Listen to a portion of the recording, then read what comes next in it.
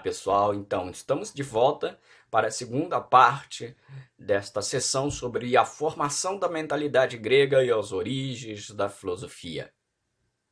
Na intervenção anterior, ou seja, na primeira parte desta fala, nós vimos uma série de aspectos que culminaram com a formação da mentalidade grega, aspectos desde a formação histórica e etnológica da cultura grega, passando por culturas pré-helênicas, como a minoica e a micênica, aquelas séries de migrações de povos que formaram os primeiros amalgamas. A última leva de migrações provoca, então, uma desestruturação da organização palaciana do regime micênico, né?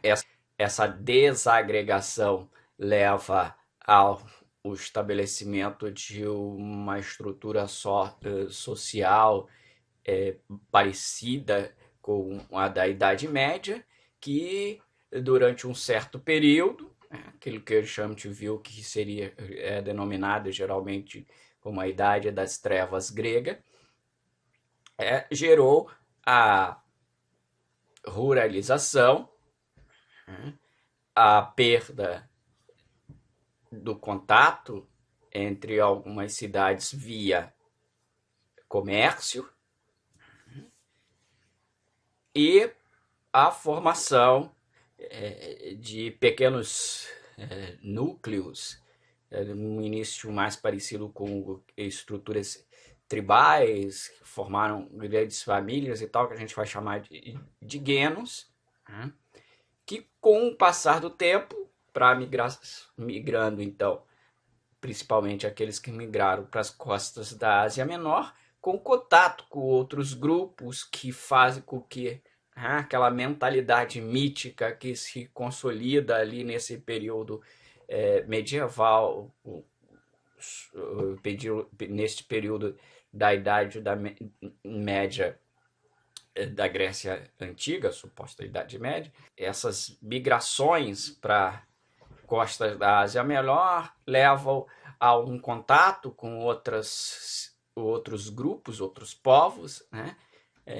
Tirando aquela ideia de que em outras terras haveriam seres terríveis e tal, assim como a navegação pelo mar também retira um pouco essas imagens terrificantes que vinham principalmente da mentalidade mítica.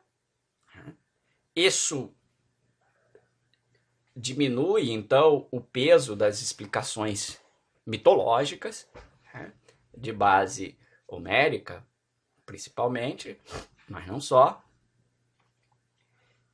E junto com outros fatores, né, como a retomada das navegações, a retomada do comércio, a estruturação de um determinado tipo de calendário, as leis escritas, que produzem elementos maior de abstração, geram uma amalgama que facilita o aparecimento da filosofia em função até mesmo da diluição um pouco do elemento sagrado, que digamos assim, criticado, ou posto em xeque dentro deste panorama. Essa é um pouco, são alguns dos elementos para a gente lembrar que faz esse processo da formação da mentalidade grega e gera essa passagem da mentalidade mítica para a mentalidade filosófica. Contudo, é importante dizer que o fato da mentalidade mítica sofrer certos certas críticas em relação ao contato com a realidade e tal, não significa que ela tenha sido deixada totalmente de lado, né? Isso, a prova cabal disso é que ainda hoje a gente tem estruturas da mentalidade mítica sobrevivendo dentro de uma comunidade ou de um mundo extremamente intelectualizado, mesmo nos espaços intelectualizados. Por que eu digo isso? Porque algumas pessoas podem dizer assim, mas o mundo contemporâneo, apesar do advento das universidades, apesar do avanço da ciência, apesar de haver uma explicação científica, muita gente tomar a explicação científica como uma forma de verdade e etc., nós temos um grande avanço de seitas religiosas, de posturas que as pessoas têm messiânicas e etc., particularmente dentro de pessoas que não estão no ambiente acadêmico. Mas eu diria que mesmo dentro do ambiente acadêmico há algumas situações que remetem ou se assemelham aos procedimentos, aos arquétipos da mentalidade mítica. Apesar do advento da filosofia, então, e da ciência, há outras formas de conhecimento, como o mito, a religião e o senso comum sobrevivem. Ok? Então, vamos para a nossa parte desta segunda sessão. Eu vou trabalhar nessa parte principalmente com aquelas noções fundamentais apresentadas, né, noções fundamentais da filosofia, apresentadas no texto que está disponibilizado no tópico de estudo 1 do Danilo Marcondes. Aqui, em um ou outro momento, eu vou utilizar também o texto da Marilena Chauí, de um livro de História da Filosofia da Marilena Chauí. Vamos ver esta fonte, né? Para quem quiser estudar um pouco mais de História da Filosofia, esse é interessante, História da Filosofia Antiga. Infelizmente, essa coleção só tem 2 volumes, o 1 e o 2, e ambos os volumes falam do período filosófico da Grécia Antiga. O volume 1 vai dos pré-socráticos, né, falando um pouco também dessa questão da passagem do mito à filosofia, e nesse sentido referenciando Homero e Hesíodo, que são os 2 poetas anteriores ao aparecimento da própria filosofia, da onde vem, como eu já disse anteriormente, boa parte do repertório que a gente conhece escrito da mitologia grega. Então, o volume 1 é dos pré-socráticos a Aristóteles, não, ou seja, vai até o período clássico. E o volume 2 ele se dedica às filosofias do período helenístico, que aí é o período de domínio macedônio e romano na sequência, até o começo, bem no comecinho ali, no período de transição, do século IV, né, mais ou menos, depois de Cristo, entre a Antiguidade e a Idade Média. Filosofias como o neoplatonismo de Plutino é um exemplo disso. Então, isso é uma literatura interessante para quem quiser avançar aí. Tem alguns estudantes que são de história, talvez queiram estudar história antiga, ou um outro de vocês se interesse por algum filósofo antigo mais específico, e aí essa é uma fonte para começar, ok? Então, as noções fundamentais são a noção de physis, a noção de cosmos, a noção de logos, o caráter crítico da filosofia e a noção de causalidade. Comecemos então pela noção de physis. O que diz aí o texto da Marilena Chauí, Introdução à História da Filosofia, neste primeiro volume, né, ali na página 509. Eu tirei algumas passagens e adaptei, né? Não é todo o texto uma citação direta, nós temos aí algumas aspas para indicar a fonte principal. Essa palavra grega pode ser traduzida por natureza, entendido esta em pelo menos 3 sentidos. Por que é importante reforçar isso, que tem em 3 sentidos? Porque geralmente, num primeiro momento, assim de imediato, se alguma pessoa fala para você hoje, usa o termo natureza, você lembra de questões ecológicas, né, plantas, animais, etc. Embora a gente também tenha, né, uma expressão do tipo, né, ele é de natureza malina, quer dizer, né, aqui o açoriano aqui fala de malino, né, ou ele tem uma boa natureza, né, ele é bondoso por natureza, por exemplo. Neste caso, evidentemente, nós não estamos falando de plantas ou animais propriamente ditos, mas algo que poderia ser traduzido como a essência desse sujeito, né? Algo inato, algo que já nasceu com ele é assim mesmo, da natureza dele, né? Da essência dele, é uma característica desse sujeito ser bom ou mal, se for o caso, né? Da natureza malina ou é bom por natureza.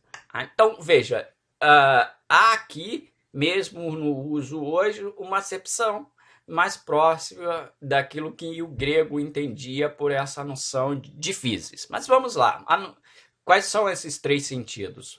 Um primeiro sentido, né, e aqui é o primeiro sentido em ordem de apresentação, não significa que seja o primeiro em uso e tal, não tem propriamente uma ordem quanto a isso, do uso no vocabulário grego, mas, né, por ordenação mesmo sintática, tá? Então, primeiro é processo de nascimento, surgimento, crescimento, no sentido derivado do verbo phainomai, onde vê também fenômeno, né? Aquilo que se manifesta, aquilo que se move.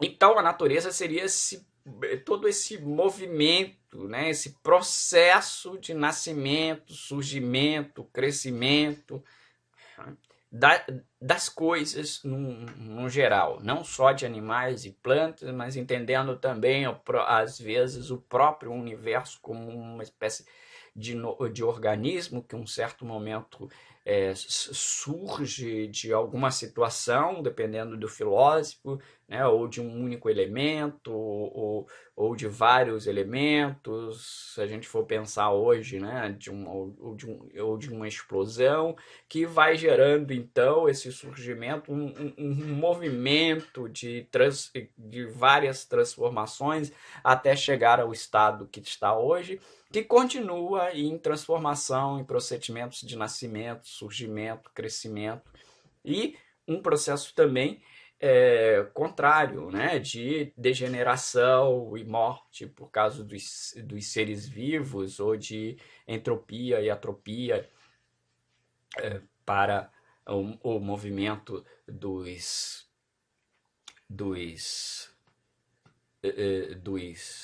entes celestes, por exemplo, objetos celestes, por exemplo, os astros. 2. Disposição espontânea e natureza própria de um ser. Né? Aquele sentido que eu falei segundo aqui no senso comum que a gente tem quando fala de uma natureza malina e tal. Caixaria aí. Características naturais e, vejam, essenciais de um ser. Aquilo que constitui a natureza de um ser. Então, né? Nesse sentido que eu dei como exemplo que a gente ainda tem hoje. Força originária, criadora de todos os seres, responsável pelo surgimento, transformação e perecimento deles. É um pouco parecido com o segundo, mas o segundo é mais genérico, né? Não fala de uma força específica, e aqui a natureza pode ser atributo a uma força. Nesse sentido, essa noção 3 às vezes se confunde com uma noção de arqué, tá? Que vai ser indicada também mais à frente.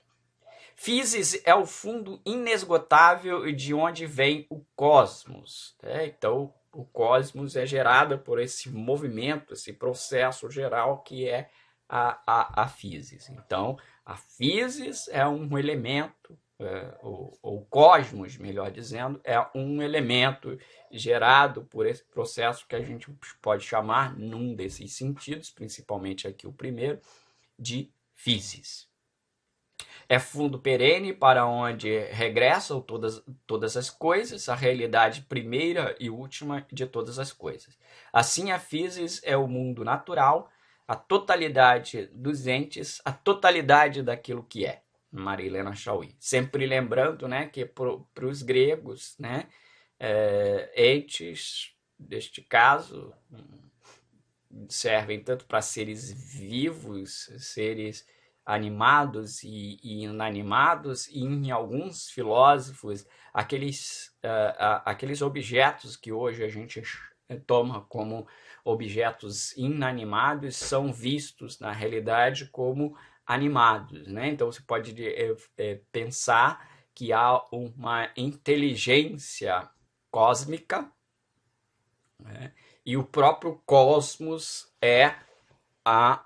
tem uma ânima, ou seja, uma alma, já que às vezes a palavra ânima, ou melhor, né, psique, alma, em grego, ou pneuma, sopro, que às vezes também dá essa ideia de o ar é o sopro, e nesse sentido a pneuma, né, é um correlato de psique, que é alma, me lembrando que ânima, né, para falar que deriva a nossa palavra animato, na realidade é uma palavra latina e não uma palavra grega. Nesse sentido, alguns filósofos vão dizer que há uma ânima, uma psique, né, uma alma racional no próprio universo, uma racionalidade no universo. Então, os astros e tal estão vistos animicamente, como fossem uma espécie de seres vivos, e não simplesmente uma ideia que a gente tem mais comum hoje de seres brutos e inanimados, né? Que é o pé da letra inanimados, é sem ânima, sem animação, que indica também, já que a noção de alma em grego, de psique, também tem a ver com a noção de kinema, ou seja, de movimento. Então, se a coisa se move, ela é, nesse contexto, animada. Outra noção importante é a noção de causalidade, né?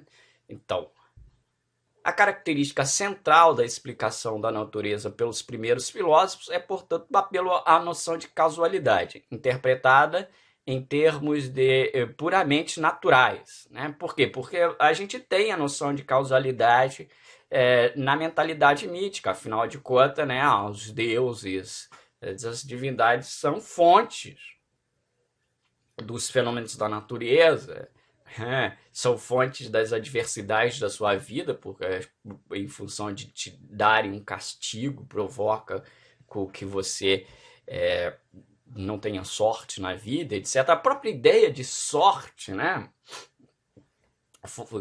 Na tradição romana, por exemplo, a ideia de fortuna é tratada como uma divindade. Lembra daquela clássica composição Karma Burana, né? Um texto fala da figura que tem sorte, mas é a fortuna, né? É afortunado. Mas a deusa Fortuna, que, repito, né, uma deusa romana, mas que tem alguns atributos de certas divindades gregas também, que tem como elemento essa característica de trazer ao ser humano a riqueza, as benesses da vida e tal. Mas essa deusa, na tradição romana, ela é muito exigente, assim como ela pode lhe dar, né, a bonança, ela pode te tirar rapidamente, né? Então, tanto a riqueza quanto a sua pobreza, e principalmente a situação em que você sai de uma riqueza para um grande empobrecimento em rápido momento, ou, por exemplo, para governantes, né, que perdem rapidamente sua reputação e tal, são derivadas exatamente dessa ambiguidade da fortuna. Ao mesmo tempo que ela pode te dar, ela pode tirar. Então, se você é afortunado e deixa de ser afortunado, ou vice-versa, nessas tradições que têm o resquício, ou são predominantemente ligadas ao universo da tradição mítica, há a justificativa de que a fortuna, em última instância, não é propriamente algo resultante simplesmente do meu trabalho. Isso aparece, por exemplo, num autor que vocês já devem ter ouvido falar, que é um dos expoentes da política moderna, do início da ciência política, no campo filosófico também. Então, um autor moderno lá do período do Renascimento, o italiano é o Maquiavel, né? Maquiavel vai dizer que não basta ao governante, né, esperteza, destreza, saber o momento certo e tal, mas ele também tem que ser agraciado pelo acaso, que nesse caso aqui é representada pela figura da fortuna, né? Então, notem, né? Ele também tem que ter uma série de condições propícias que ele não controla, que juntas levam ele a se manter no governo, não bastando apenas ele ter habilidade administrativa. Às vezes ele pode ser hábil administrativamente, mas o contexto histórico, né, não o ajuda. Por exemplo, a figura pode ser um bom administrador financeiro, mas de repente acontece uma intempérie climática, né, inesperada e tal, e aquilo exige gastos além do que a cidade dispõe e etc. E evidentemente ele tem que aplicar esses recursos esparcos em um lugar e não em outro, e o fato dele aplicar em um lugar e não em outro, ou mesmo que ele aplique mais distributivamente, igualitariamente, né, isso não é suficiente para nenhum dos espaços, e isso cria inimizades, pessoas descontentes e etc., apesar das suas habilidades administrativas. Então ele não foi agraciado pelo acaso, pela fortuna neste caso. Notem, né? Então, há também na mentalidade mítica essa noção de causalidade, que indica questões de causa e efeito. Mas a fonte causal, né, é um atributo ou uma figura divina. Aqui não, no caso dos pré-socráticos, né, os primeiros filósofos, são os próprios elementos da natureza ou puro mecanismo de raciocínio. Então vamos lá. Estabelecimento de uma conexão causal entre determinados fenômenos naturais constitui, assim, a forma básica de explicação científica. Claro que aqui está escrito o termo científico, de fato, isso é algo que existe comum entre a perspectiva filosófica e a perspectiva propriamente científica, mas lembrando, né, que a noção de ciência que a gente vai trabalhar, que a gente trabalha aqui, está mais ligada a uma noção que é constituída a partir aí do século XVI, XVII, mais ou menos. Então, uma noção moderna de ciência. Aqui, nesse âmbito, a filosofia e aquilo que a gente chama de filosofia está separando aqui nas nossas tipos ou formas de conhecimento, né? E ciência são coisas diferentes. Aqui nesse momento antigo isso ainda está misturado, né? A ciência ainda não apareceu enquanto tal, ela está misturada com uma explicação filosófica, beleza? Então, é nesse sentido que o Marcondes, isso aqui é um texto do Marcondes, né, está indicando essa explicação científica. E é, em grande parte, por esse motivo que consideramos as primeiras tentativas de elaborações de teorias sobre o real como o início do pensamento científico. Aí está a justificativa. Contudo, aqui nos pré-socráticos ainda são tentativas de explicação ou elaboração teórica que muitas vezes, né, nos pré-socráticos não tem propriamente uma preocupação de fazer um teste de que aquela teoria sobre a origem do universo e tal, do cosmos e tal, funciona de fato. Se ela tiver um arcabouço lógico, argumentativo, convincente, ela é plausível de estar correta dentro do ponto de vista dos pensadores dessa época. Tem um texto do Comfort, que agora eu não me lembro o título direito, porque ele fala de que, comungando até com uma posição de um filósofo do período moderno, que a gente vai ver mais à frente, Francis Bacon, que as explicações dadas pelos pré-socráticos pouco têm de científico. Por quê? Porque algumas delas, se eles testassem alguns elementos, né, esse teste não corroboraria a hipótese.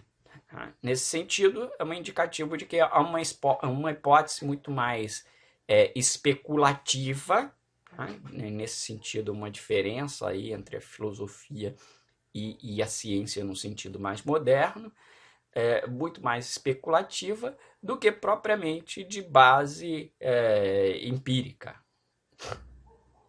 Ok?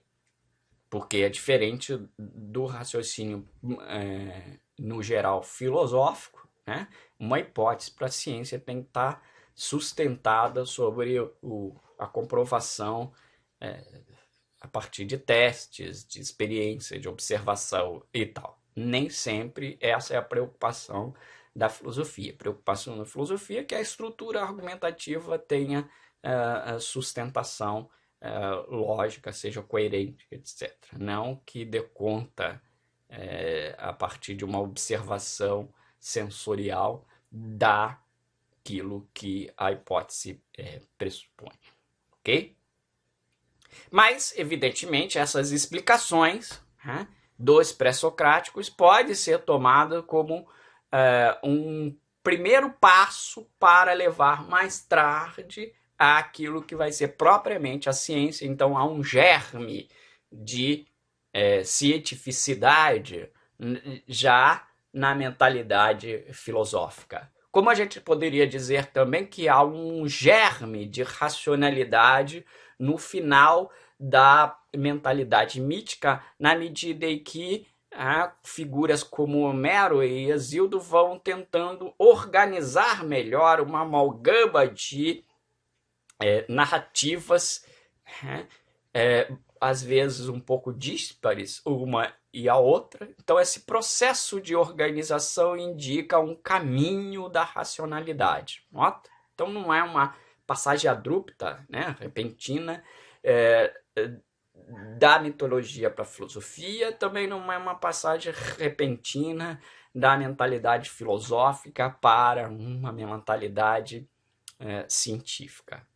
Lembrando que dos tipos de conhecimento, filosofia e ciência são bem datadas, né? Uma determinada noção de filosofia, que é essa que a gente está trabalhando aqui academicamente, tem sua origem lá na Grécia Antiga, por volta do século VI a.C. Uma determinada noção de ciência, então essa é uma noção moderna de ciência, tem sua origem aí por volta do século passagem 16, 17 da era cristã, né? A filosofia antes de Cristo e a ciência no século 16, 17, né? Da nossa era cristã.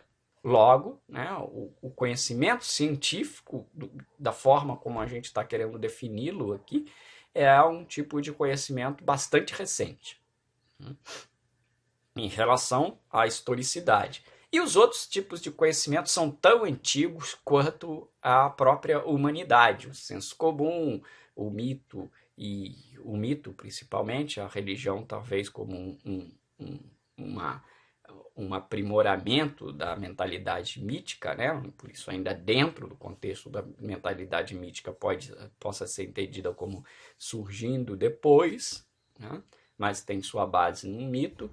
A arte, né? São formas culturais ou mentalidades que caracterizam o homem provavelmente desde os primórdios daquilo que define o que seja ser humano, ok? Então não tem assim, começou por essa, aquela época. Agora, para a filosofia e para a ciência, a gente tem esses dois como formas ou tipos de conhecimento com uma historicidade datada. Então, elas começam a partir de um determinado período. Beleza? Então, continuando aí, né? Explicar é relacionar um efeito a uma causa que o antecede e determina. Explicar é, portanto, reconstruir o nexo causal existente entre os fenômenos e a natureza. É, portanto, um fenômeno como efeito de uma causa. É a existência deste nexo que torna a realidade inteligível e nos permite considerá-la como tal. A gente vai ver mais tarde que essa noção de causalidade será criticada por alguns filósofos ali da modernidade. Mas isso é um tema para o nosso próximo tópico de estudo e não aqui no primeiro tópico de estudo, ok? É importante, entretanto, que o nexo causal se dê entre fenômenos naturais. Veja, que está destacado para a gente, né, não confundir com aquele nexo causal que eu já indiquei, da narrativa mítica, que relacionam fenômenos da natureza com fenômenos ligados a divindades, ou como manifestações das divindades. Isto porque podemos considerar que o pensamento mítico também estabelece explicações causais. Assim, na narrativa da Guerra de Troia, na Ilíada de Homero, vemos os deuses tomar o partido dos gregos e dos troianos e influenciar os acontecimentos em favor destes ou daqueles. Né? Um grupo de deuses está do lado dos gregos e o outro grupo dos troianos. Então, conforme o interesse de cada um, ele mexe lá os seus pauzinhos para favorecer este ou aquele lado. Isso aparece várias vezes na narrativa da Ilíada. A Odisseia também, né? Alguns deuses procuram proteger Ulisses na sua volta para casa, outros por considerar que os gregos ultrapassaram a sua medida desrespeitando algumas leis básicas, leis divinas básicas que é dada para os seres humanos, eles deveriam ser castigados, etc. Então todos aqueles guerreiros deviam desaparecer. Então eles passam por grandes provações, né, ao longo da caminhada de volta, muitos morrem, etc. Então, né, também aí nós temos os dois lados. Em favor destes ou daquele, portanto, fenômenos humanos e naturais têm, neste caso, né, nesse caso da narrativa mítica, que tem aí como exemplo um aspecto da Ilíada e de Homero, neste caso, causas sobrenaturais, né? Ou seja, né, causas divinas, com ligações divinas. Trata-se de uma explicação causal, porém dada através da referência a causas sobrenaturais. É por isso que o que distingue a explicação filosófico-científica da mítica é a referência apenas a causas naturais. Veja que aqui o Marconde usa o termo filosófico-científico para dar aquela ideia de que dentro da mentalidade filosófica há um germe de cientificidade, um germe que será explorado, acentuado mais na modernidade, fazendo com que, né, a ciência se desvincule da filosofia, passando a caracterizar aí duas mentalidades, né, ou duas formas ou tipos de conhecimento, científico e o filosófico, junto com outro mítico, o conhecimento popular, ou do senso comum, o artístico. A explicação causal possui, entretanto, um caráter regressivo, ou seja, explicamos sempre uma coisa por outra e há assim a possibilidade de se ir buscando uma causa anterior mais básica, até o infinito.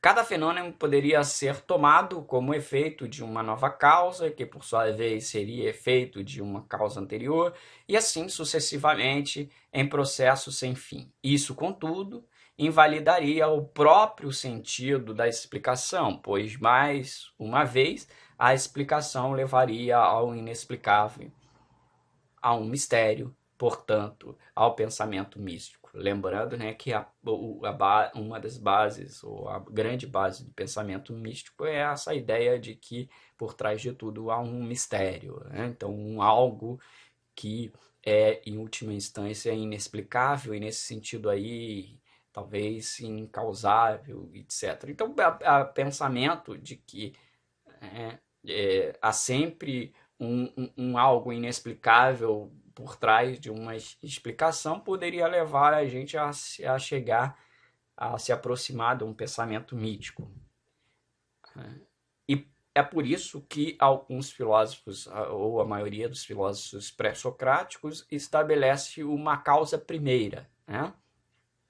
Um termo, aliás, que é tardio, né? A noção de arqué primeiro é de Aristóteles, é uma forma como Aristóteles lê aquilo que os pré-socráticos disseram, mas que na tradição acadêmica a leitura de Aristóteles desses autores ficou predominou já na antiguidade. Então é uma certa interpretação que Aristóteles faz das ideias de pensadores de 1 ou 2 séculos antes dele, que são esses pré-socráticos, né? Principalmente aqueles que trabalham com causas naturais, que eles chamam de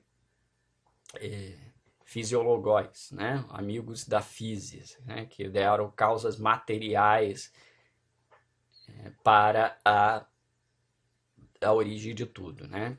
Uma água, outro ar, outro pneu, o áperon, outro 4 elementos, outras homeoméria, outros átomos, né? E para citar algumas das arqués indicadas, desculpe, indicada por vários pré-socráticos. Beleza? Vamos avançar então. Para evitar que isso aconteça, surge a necessidade de estabelecer uma causa primeira.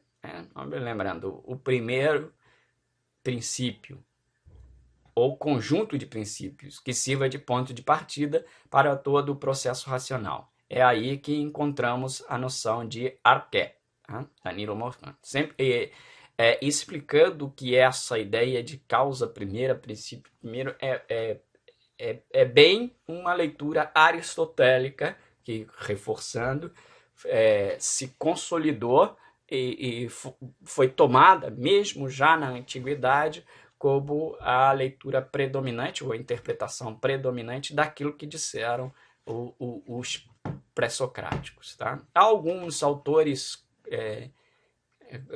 contemporâneos, como, por exemplo, esse que eu citei, o Comfort, que não consideram muito essa noção de arqué a partir da leitura propriamente dos pré-socráticos, tá? Dos fragmentos propriamente dos pré-socráticos. Vamos dizer que essa noção de causa primeira é muito mais uma noção de Aristóteles do que propriamente dos pré-socráticos. Embora haja uma ideia de causa nos pré-socráticos, né, aitia, não é propriamente a formulação que mais tarde Aristóteles dá para isso. Mas, né, esses são detalhes daqueles que vão estudar mais filosofia antiga, e no geral nos manuais é assim que se lê os pré-socráticos como aqueles que falaram das causas primeiras, é assim que se define arqué como uma noção propriamente pré-socrática. Tá? Então fiquemos, por enquanto, né, por hora, para vocês que não vão estudar filosofia mais detalhadamente e tal, com essa noção mais dos manuais. Caso vocês venham a estudar com mais detalhes, né, tenham ciência de que há certas divergências interpretativas mesmo no campo da filosofia, derivada principalmente de estudos mais recentes. Outra, então, partimos para a noção de arqué. Né? Essa palavra, por exemplo, da onde vem a nossa, né, arqueologia, arquétipo e tal. Arqué remota a uma coisa, aquilo que é antigo, aquilo que é originário, a princípio também, a comando, a governo, né? Então trata-se de um princípio originário, tem também um sentido de comando, e como aponta Marcondes, serve para resolver o problema da casualidade ao infinito. Mais à frente, veremos a arqué de cada filósofo originário, os pré-socráticos. A importância da noção de arqué está exatamente na tentativa por parte desses filósofos de apresentar uma explicação da realidade em um sentido mais profundo, estabelecendo um princípio básico que permeia toda a realidade, que de certa forma a unifique e que ao mesmo tempo seja um elemento natural. Tal princípio daria precisamente o caráter geral a esse tipo de explicação, permitindo considerá-la como inaugurando a ciência, naquele sentido que eu falei. Né? Isso aí é uma passagem, então está entre aspas, né? Citação do livro de Marcondes, que eu já indiquei, Iniciação à História da Filosofia. Bem, eu já falei, né? Há vários filósofos, várias arqués, então tudo é água, ou melhor, né? Tudo é úmido, porque todas as coisas têm o mal em maior ou menor grau uma certa umidade, a vida depende da água e etc. Então, um certo filósofo né, trabalha com essa ideia de que tudo vem da água, ou melhor, na noção, na realidade, não é propriamente água, mas do úmido. Né? Mas que geralmente nos manuais fala dessa ideia de tudo vem da água. É interessante notar que algumas dessas ideias que apareceram lá na mentalidade, ou foram formuladas por esses filósofos chamados pré-socráticos, ou como diria Nietzsche, filósofos originários, né, são retomadas, né? Não às vezes na totalidade, mas pelo menos em parte. Né? Nós temos hoje em dia a noção, no campo da biologia, que a vida surgiu no mar. Né? Então, brotou de um ambiente aquático. Os primeiros seres unicelulares e etc. Então, tem aí algum resquício, pelo menos para a vida biológica, para os seres vivos. A origem de tudo é na água. Né? Depende da água. Ok? Também temos a chamada teoria atomista, né? O atomismo antigo. Na verdade, o atomismo contemporâneo não é a mesma coisa do atomismo antigo, mas tem seus resquícios explicativos ou sua base racional lá naquilo que alguns, como Leócipo e Demócrito, defenderam, que são os chamados atomistas. A teoria, por exemplo, daquela noção de Lavoisier, na natureza nada se perde, tudo se transforma, tem uns dois filósofos pré-socráticos que dizem alguma coisa quase é, similar a isso. Nós vemos mesmo a própria noção de physis, né, dar conta um pouco disso, né? Ou um dos aspectos da noção de physis, né? Bom, a outra noção que nós temos é a noção de cosmos, né? Que é o cosmos, né? Em grego, o cosmos significa ordenado, ornado, né? Ou seja, ele tem, tendo presente estas acepções, podemos entender que o cosmos como belo, logo, um princípio também estético, pois o que é bem ordenado, harmonioso, o que é bem ordenado é harmônico e belo, é belo e justo, né? Então, na Grécia Antiga, essas noções ainda estão muito ligadas, né? A ideia de harmonia e ordenação, que remetem à questão do cosmos, também está ligada à beleza. Lembrar, por exemplo, que esse sentido de ornado para cosmos está presente na nossa palavra, né? Cosmético. O cosmético serve para o quê? Para, de alguma forma, esconder, ornar aquilo que é feio, ou seja, tornar, pelo menos aparentemente, algo que não é muito agradável aos olhos, mais agradável, né? Ou seja, dar um certo teor de beleza a esse. É o cosmético, né? Então, aqui uma nota de esclarecimento, né? No geral, que é um pouco o que eu estou falando aqui, no geral, para os gregos antigos, certos conceitos têm concomitantemente o sentido estético, ético, utilitário e ontológico. É o caso de Cosmos. Mesmo assim, cabe salientar que nos pensadores originais, chamados pré-socráticos, a relação entre ética e estética ainda não está totalmente consolidada. E é a partir de Sócrates, no período clássico, né, particularmente com uma noção de kagalokatia, que é a noção, o ideal humano de ser belo e bom, kalos, né, belo, e agathos, bom, e que isto se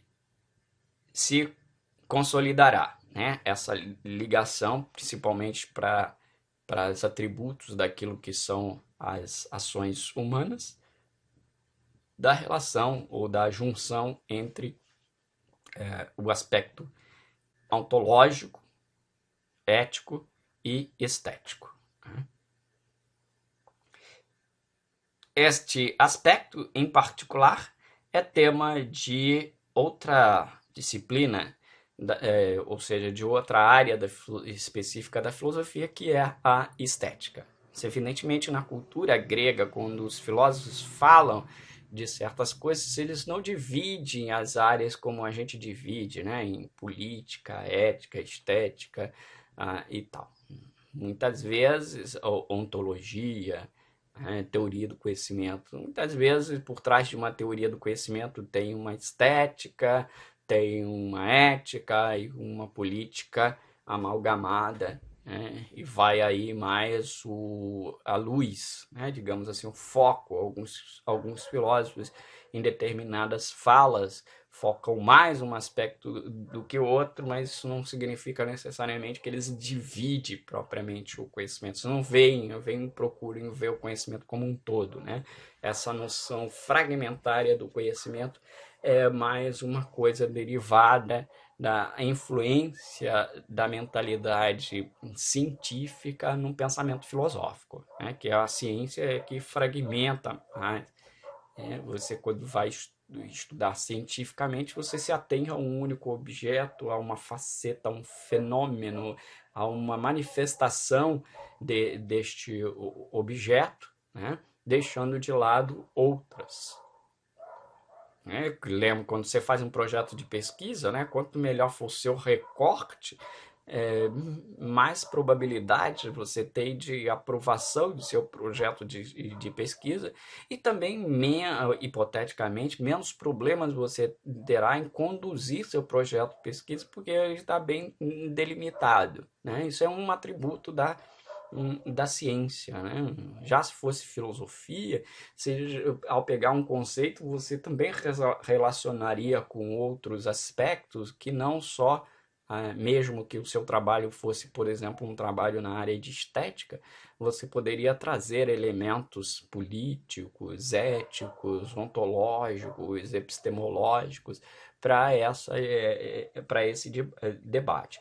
Então, dentro do pensamento antigo, isso é mais forte ainda, né? Essa ideia do conhecimento filosófico como uma busca de uma totalidade, de uma explicação mais geral, né? E não para uma coisa que sirva apenas para um ponto específico de um dado fenômeno, como faz muitas vezes a mentalidade científica.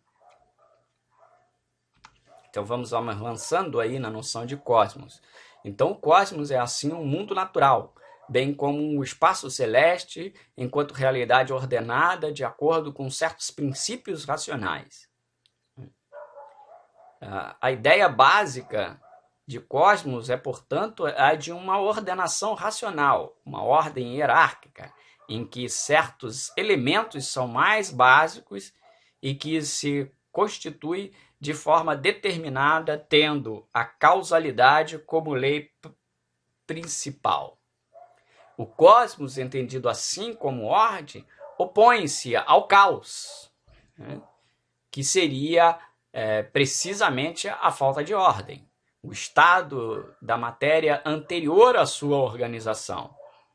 É importante notar que a ordem do cosmos é uma ordem racional, razão, entre aspas, significando aí exatamente a existência de princípios e leis que regem e organizam a realidade. Então, exatamente por ser racional que a gente pode, né, fazer uma certa previsão, pode entender esses mecanismos. É a racionalidade deste mundo que o torna compreensível, por sua vez, ao entendimento humano. É porque há na concepção grega, e houve um problema de grafia, né, grega, o pressuposto de uma correspondência entre a razão humana e a racionalidade real, ou seja, o próprio cosmos, né? Que este real pode ser compreendido, pode-se fazer ciência, isto é, pode-se tentar explicá-lo teoricamente. Veja que aqui é o sentido de ciência a mais a parte da explicação teórica. Daí se origina o termo cosmologia, como a explicação dos processos, fenômenos naturais, e como teoria geral sobre a natureza e os fundamentos do universo, né? Então, é porque há uma ordem no cosmos, né, que nós poderíamos explicar essa ordem, e nesse sentido a gente pode se preparar, por exemplo, né, para as intempéries climáticas, porque há uma certa regularidade desde que isso seja bem observado. E essa regularidade é tomada, então, né, como cosmética no sentido de ordenada. Né? Então é uma ordenação, segue uma lógica. Né? E por seguir uma lógica pode ser decodificada. Então há um correspondente entre a razão cósmica e a razão humana. Alguns autores vão trabalhar com essa noção, por exemplo, na filosofia, numa concepção de filosofia helenística, mas mesmo também já em uma outra pré-socrática, a ideia de que há um logos, né, que seria o próprio cosmos dentro da física, com um lambda maiúsculo, na nossa tradução seria o L, né, o L maiúsculo, e um logos minúsculo, que seria capacidade intelectiva, racional humana. Né? E há uma certa compatibilidade entre esse logos com inicial maiúscula e esse logos com inicial minúscula. Outra noção é a própria noção de logos. Né? O que é o logos? A princípio, é a principal noção filosófica. Pode ser traduzida por palavra, discurso, razão. É a narrativa explicativa, na qual devemos encadear juízos de forma coerente e estabelecer as relações de causa e efeito racionalmente. Neste sentido, difere de mitos, que também significa discurso, né? Mas é o discurso dos poetas, o discurso que não segue propriamente esses princípios lógicos que a gente exige do discurso racional. Okay? Essa é uma diferença entre o termo logos e o termo mitos. Em termos de acepções, né, tanto logos quanto mito pode ser traduzido por discurso. Tá? Logo também por algo ligado à palavra. Mas são tipos de discurso que seguem estruturas mentais diferentes. E é isso que diferencia. Então, o logos exige uma estrutura lógica que a gente não encontra propriamente na estrutura mítica. As relações de causa e efeito do logos não devem seguir aspectos sobrenaturais, enquanto no mítico está. O princípio, por exemplo, da não contradição deve aparecer deve ser comum no âmbito do logos. No âmbito mítico, isso não é necessário. Então, uma divindade pode ser e não ser algo ao mesmo tempo, num mesmo momento. Né? Então, aquelas transformações que são misteriosas, né? Típicas do universo da narrativa mítica. Dentro do universo da narrativa mítica não tem nenhum problema, mas dentro do universo da narrativa filosófica ou do discurso filosófico pode ser tomado como um problema porque fere princípios lógicos da racionalidade. Então, para reforçar tudo isto, tomaremos novamente Marcondes. E aí vai uma citação novamente de Marcondes. O logos é fundamentalmente uma explicação em que razões são dadas, e nesse sentido que o discurso dos primeiros filósofos que explica o real por meio de causas naturais é um logos. Essas razões são frutos não de uma inspiração ou de uma revelação, mas simplesmente do pensamento humano aplicado ao entendimento da natureza. O logos é, portanto, o discurso racional argumentativo em que as explicações são justificadas e estão sujeitas à crítica e à discussão. Daí deriva, por exemplo, o nosso termo lógico. Isso é lógico. Né? Às vezes a gente vendo uma narrativa mítica, o que a gente vai indicar? Bom, isso é motivo de crença. Né? Mas, aparentemente, em termos racionais, não tem lógica nenhuma. Né? Mas as pessoas acreditam por uma questão de fé, certo? Porém, o princípio, o próprio Heráclito é um pensador pré-socrático, né, que trabalha com a ideia da luta dos contrários e tal, caracteriza a realidade como tendo um logos, ou seja, uma racionalidade, ver conceito de cosmos acima, que seria captada pela razão humana. Portanto, um dos pressupostos básicos da visão dos primeiros filósofos é a correspondência entre a razão humana e a racionalidade do real, o que tornaria possível um discurso racional sobre o real. Por que ele está tratando aí o Marcondes? Eu cortei um certo pedaço, tá? Do Heráclito, porque o Heráclito trabalha com essa ideia que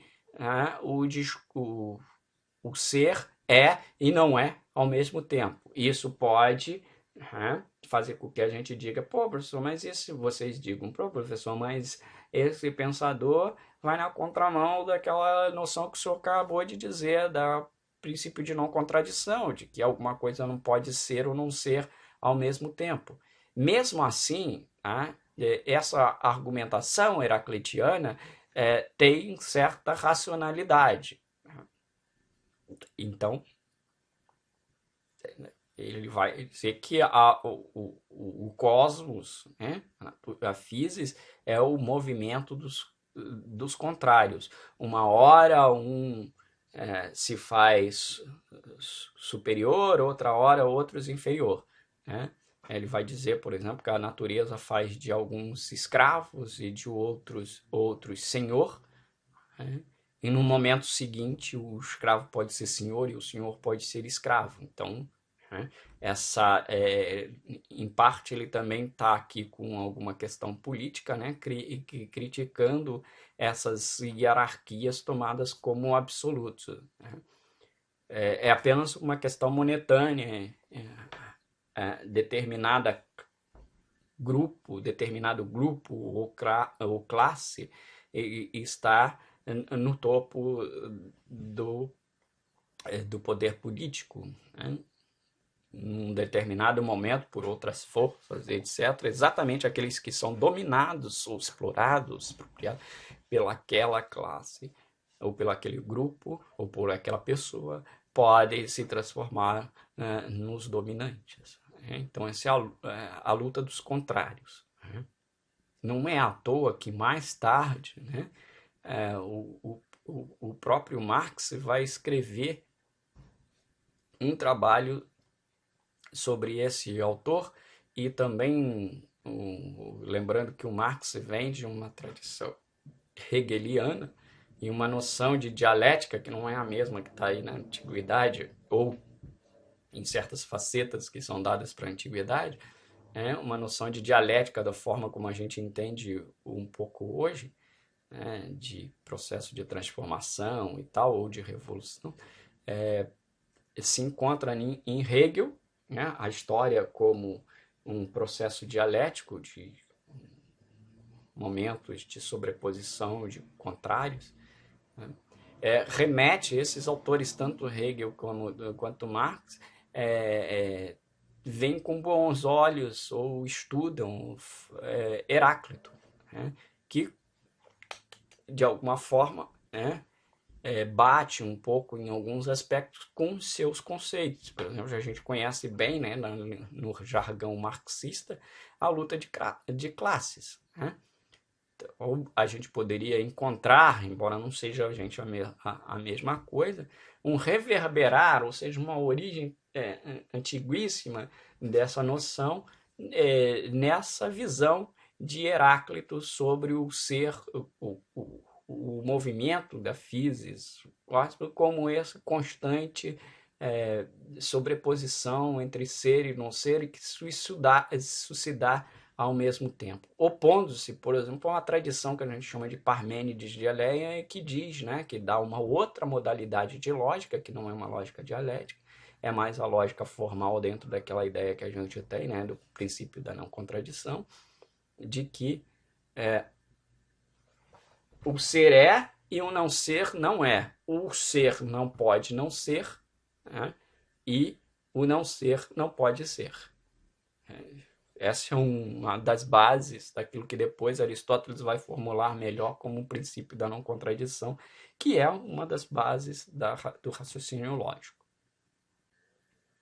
Ok, gente? Mas isso eu já estou entrando em alguns detalhes que não vão cair em prova e etc. Mas né, é sempre bom a gente ter um pouco mais de informações. Então vamos avançar. Outra noção, então, é o caráter crítico. O Danilo Marcondes, né, ao escrever seu texto, se baseia muito no Popper, Karl Popper. Mais à frente a gente vai ver quem é essa figura, um pensador já da perspectiva epistemológica contemporânea. Mais tarde vocês vão ver que se chama falsificabilismo, né, que ele trabalha bastante com essa ideia. Então, ele encontra o Popper, né, ao escrever, na tradição dos pré-socráticos, esse caráter.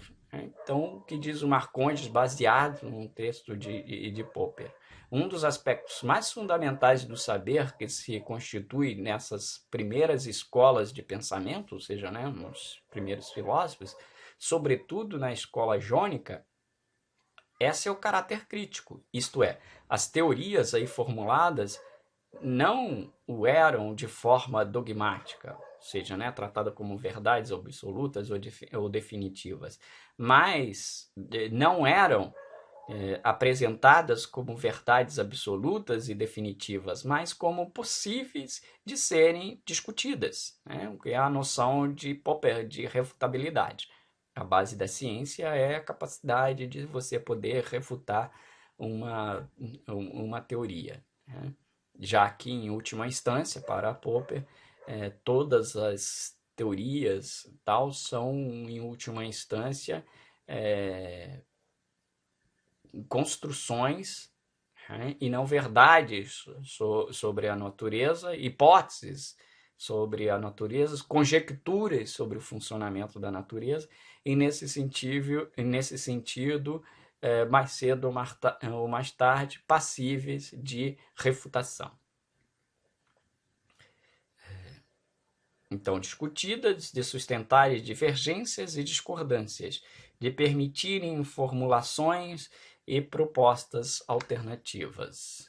Como se trata de construções do pensamento humano, de ideias de um filósofo e não de verdades reveladas de caráter divino ou sobrenatural, estão sempre abertas à discussão e à reformulação e à correção, o que pode ser ilustrado pelo fato de que, na escola de Mileto, os 3 primeiros filósofos, né, os 2 principais seguidores de Tales, Anaxímenes e Anaximandro, não aceitaram a ideia do mestre de que a água seria o elemento primordial, postulando outros elementos, respectivamente o ar, né, para Anaxímenes, e o apeiron, que poderemos traduzir por indeterminado e limitado, para Anaximandro, como tendo esta função, ou seja, a função de ser arqué.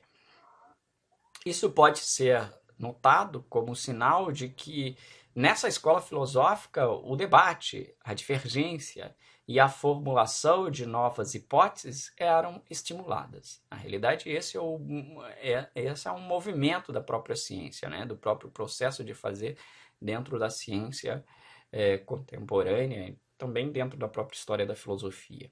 A única exigência era que as propostas divergentes pudessem ser justificadas, explicadas e fundamentadas por seus autores. E claro, né, aqui mais dentro de argumentação discursiva e lógica.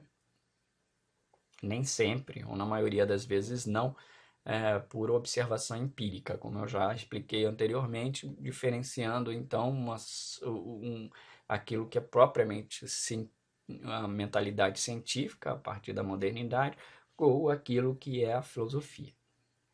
E que possuem, por sua vez, que possam, por sua vez, ser submetidas à crítica. Veja que ele não está falando a prova, né? A prova empírica, a crítica, porque pode ser também uma prova lógica, né? A análise da argumentação, racionalmente, não empiricamente. Bom, gente, chegando aí ao final, eu gostaria de apresentar as fontes, e eu vou deixar aqui como fundo, na apresentação da fonte, de uma musiquinha de recuperação desse material aqui, esse CD aqui, tem um aqui, né, de recuperação de músicas antigas, só para vocês terem uma ideia, né, mais ou menos, que é uma ideia mesmo, de músicas da antiguidade, geralmente grega, né, que tem um tema, geralmente são músicas de rituais.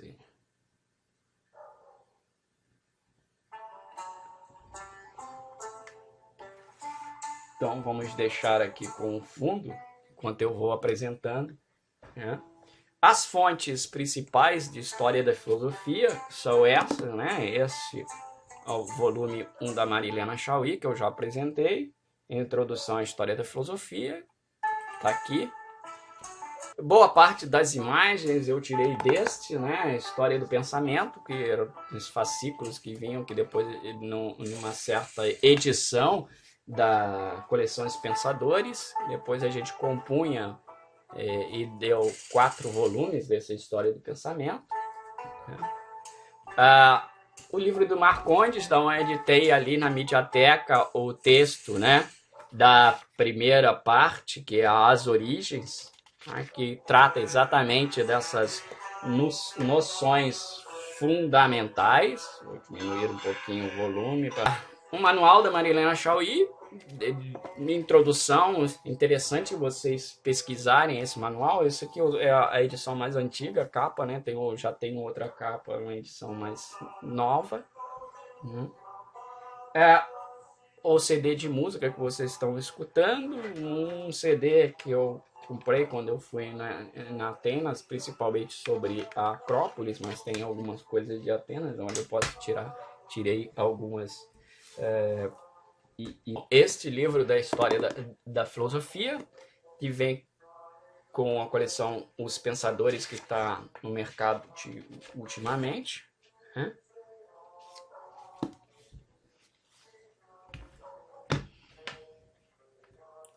Essas, então, são algumas das principais fontes. Outras fontes, né, citadas, citada direto ou indiretamente, né, o Marilena Chauí, Marcondes, às vezes, para a questão das origens do pensamento grego, tem esse clássico que eu citei algumas vezes, que é o livro do Jean-Paul Vernant.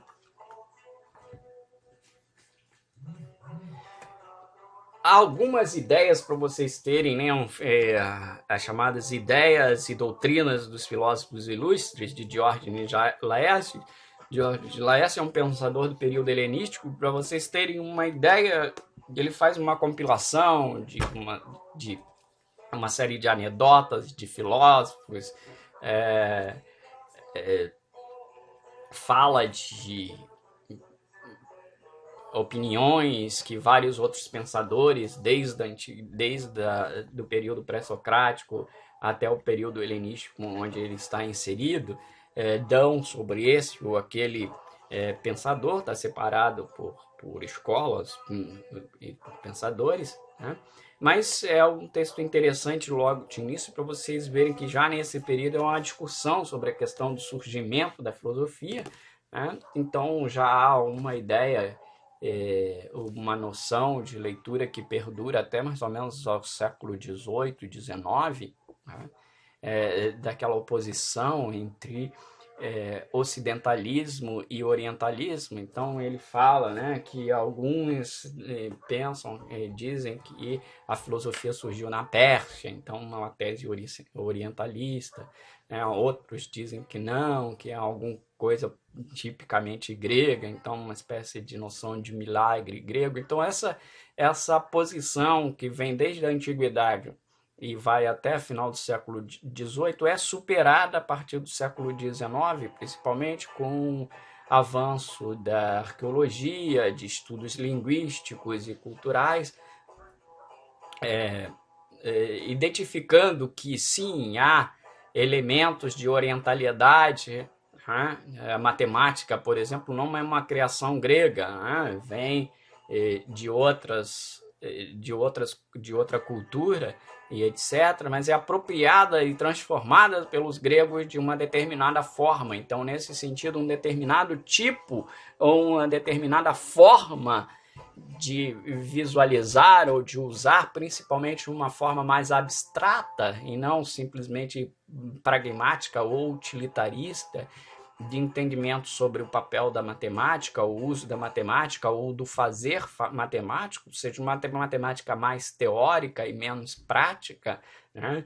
É uma construção que nos é legada pela cultura grega, né? Então,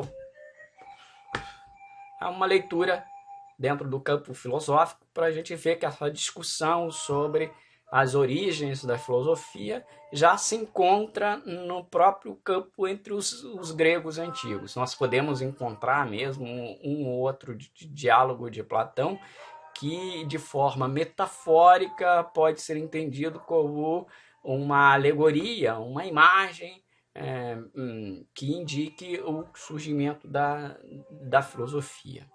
Okay? Algumas imagens foram tiradas de uma série de catálogos que eu comprei, né, quando eu tive numa viagem de estudo na Grécia Antiga, já faz bastante tempo, quando eu fazia mestrado, logo depois que eu terminei meu mestrado, né, um tempo que o dólar ele era R$ 1,06, né? Hoje está meio difícil viajar para o estrangeiro. Um livro, na realidade, né, bem básico de história do ensino fundamental, né? Um livro de história, basicamente, bem básico, mas um bom livro, né, do ensino fundamental, onde eu tirei uma outra imagem, algum esquema mental para facilitar. Então, essas foram as principais fontes, né? Algumas fontes eu utilizei mais diretamente, outras fontes eu utilizei aí de memória ou indiretamente, mas são fontes não necessariamente, salvo aí, né, o texto do livro de Marcondes, que está no ambiente virtual de aprendizagem, um tópico de estudo 1, são fontes para aqueles que quiserem se aprofundar, avançar um pouco mais, né, que é esse o papel do professor. Não são fontes obrigatoriamente que vão cair reforçando, né, salvo aí o texto do Danilo Marcondes, não são fontes da onde a gente vai tirar propriamente questões, né? Pode ser até que uma ou outra questão a gente tire de um enunciado ou de alguma coisa que é citado num desses textos, mas se isso for feito, desculpe,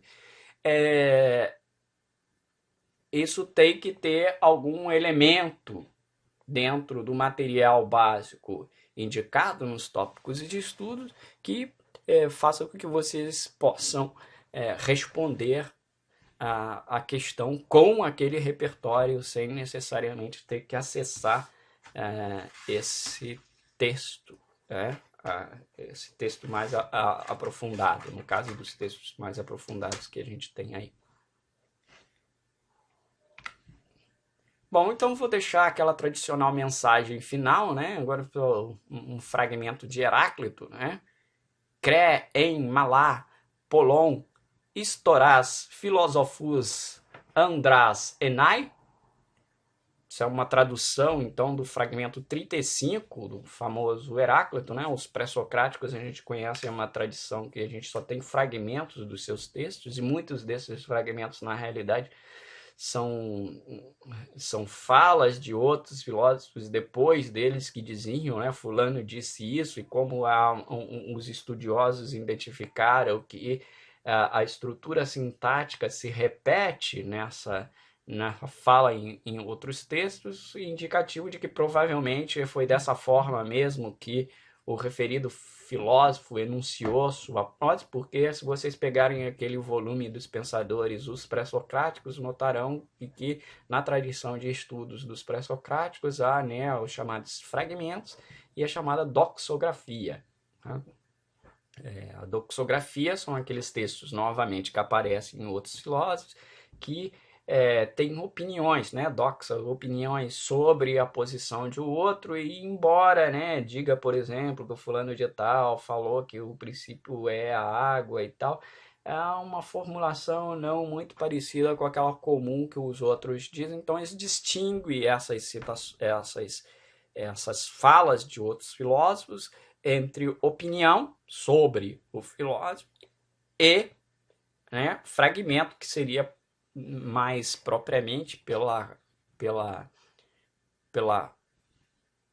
manutenção em vários outros autores da mesma estrutura sintática, que indicaria que provavelmente foi daquela forma, repetindo mesmo que o autor falou, e já a outra, né, que se trata como doxografia, está mais amalgamada com uma leitura interpretativa que o cara fez da fala original, né?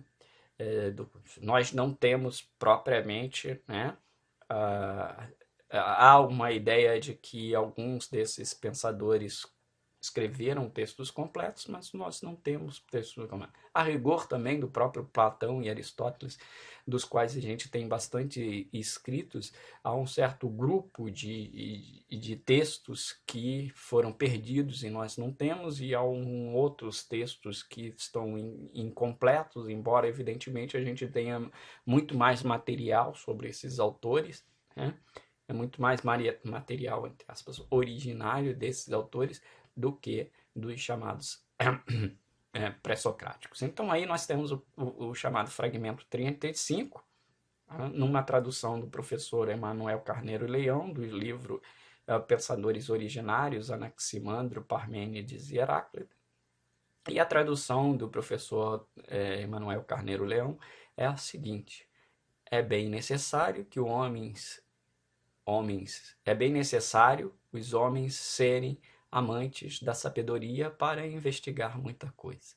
Isso tem bastante a ver com o ambiente acadêmico, com o ambiente científico que vocês, eu suponho, né, escolheram, né, para sua formação, né? Esse gosto, essa filia, né? Da onde vem, né? Filosofia, esse amor pela sabedoria, esse amor pela investigação, né? Esse amor por um aprimoramento do conhecimento, espero eu tenha trazido vocês aqui e que dê sentido, né, àquilo que a gente está tentando estudar aqui, apresentar aqui para vocês, mesmo que num primeiro momento algumas coisas pareçam inúteis, muito abstratas, difíceis, etc. Mas mesmo no campo da investigação científica é necessário esse amor por investigar, né? A busca pela sabedoria. A ciência também é uma forma de busca pela sabedoria, de conhecer melhor, o explicar melhor, entender melhor os fenômenos sociais, políticos, físicos, químicos, né? Tanto fenômenos da natureza como fenômenos humanos. Né? Então, isso está por trás tanto da filosofia quanto da ciência, que na realidade está por trás de toda e qualquer forma de conhecimento, né? Mesmo um conhecimento mais básico, por exemplo, se você quer ser artista, vai procurar desenvolver melhor uma técnica, conhecer melhor os determinados recursos ou instrumentos que produzem a sua arte, conhecer melhor. Tive recentemente um festival de dança de Joinville, né? Uma beleza como uma dança mesmo tradicional, como o balé, explora imensamente a repetição de determinados movimentos, então ali a destreza técnica, mas também as coreografias das danças contemporâneas, é um explorar os limites do corpo, né? É uma forma de estudar os limites de seu corpo e tal, de estabelecer um cosmos, afinal de contas, aquela apresentação é um cosmos, né? Um elemento ordenado, uma série de composições, movimentos, ligações entre os movimentos e a musicalidade, que estão muito aliados aí, né? Dança e música, e se exige um profundo conhecimento dos seus limites, das capacidades do seu corpo. Então, mesmo dentro do viés artístico, né, que tem um tom talvez um pouco mais intuitivo, etc. Mas há essa necessidade de um gosto, de você ser amante daquilo que você faz, e em função de você amar aquilo, você era extremamente apaixonado pelo aquilo que você faz, você busca aprimoramento, e aprimoramento exige, né, derivado de estudos, experimentações repetitivas, né, disciplina quanto a isso, estudos e no fazer até você chegar à destreza, né, à virtuosidade, seja no campo que for. Então eu espero particularmente meus colegas que ajudaram a construir essa unidade de aprendizagem, e outros colegas que acompanham outras turmas, né, desta unidade de aprendizagem. Nós não queremos, evidentemente, que vocês se tornem aí estudantes de propriamente estudantes de filosofia, mas entendam, né, que há um papel para a filosofia e algo, uma certa utilidade, né, que não é uma utilidade que vai dar para vocês um benefício financeiro imediato, um ganho no seu trabalho e etc., mas que pode lhe dar um alargamento da visão de mundo, né, uma percepção mais aguçada daquilo que está em sua volta, e um entendimento também de que as coisas não estão, às vezes, podem sim ser simples, mas às vezes as opiniões que a gente dá, desculpe, sobre os fenômenos que a gente visualiza ou que está acontecendo em nossa volta,